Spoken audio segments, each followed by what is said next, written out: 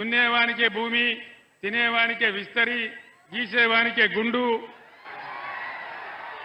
ఇక అమ్మను చూడు, ఆవు చూడు, బొమ్మను చూడు, గుద్దో గుద్దనేది. కానీ నిజమైన సంక్షేమం ఈ రాష్ట్రంలో ప్రారంభమైంది ఎన్టీ రామారావు గారు వచ్చిన తర్వాతనే. పేదలకు పట్టడి అన్నం దొరికింది, బుక్కెడు బువ్వ దొరికింది, ఆ పుణ్యాత్ముడు పెట్టినటువంటి 2 రూపాయల కిలో బియ్యం ద్వారానే. ఈ రాష్ట్రంలో ఎవడు అవునన్నా కాదన్నా ఇది చరిత్ర.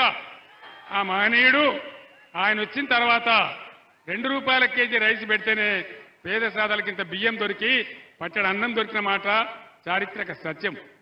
అట్లనే పక్కా గృహ నిర్మాణం కావచ్చు, జనతా వస్త్రాలు కావచ్చు, అనేక మంచి కార్యక్రమాలు, భూమి శిస్తు రైతులకు రద్దు చేయడం కావచ్చు, ఇట్లాంటి అనేక కార్యక్రమాలు.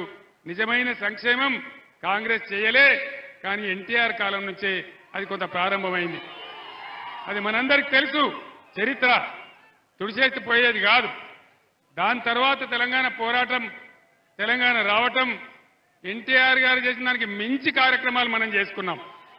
రైతు బంధు కానీ, రైతు బీమా కానీ, 24 గంటల కరెంటు కానీ, బ్రహ్మాండంగా ధాన్యం కొనుగోలు కానీ అన్ని రకాలుగా చేసుకున్నాం.